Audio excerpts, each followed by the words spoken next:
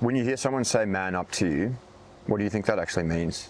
Yeah, well, I imagine a lot of blokes hear that and think, don't show any emotions and just crack on.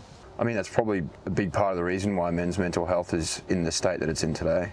Yeah, which, by the way, there's, I think 75% of suicides in Australia are male. So every day, 7 Australian men commit suicide.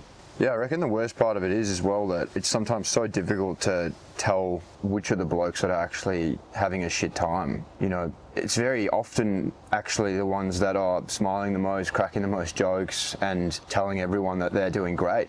Yeah, because I think a lot of blokes think that vulnerability is a weakness. So rather than dealing with their problems, they tend to just hide from it.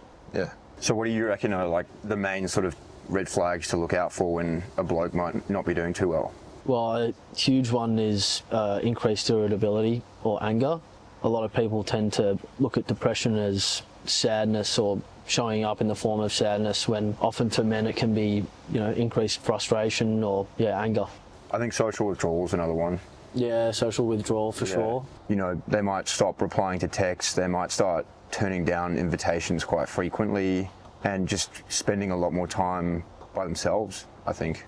Yeah, another one's losing interest in things they used to love. So, sport, training, catching up with mates, they just stop caring. Yeah. And I think I've even seen it, to be honest, go the complete other way as well, where they just throw themselves into something, whether it be their work or, whatever it is. And very often, not all the time, but very often it's just a way that they're trying to distract themselves from sort of facing those scary truths, I think.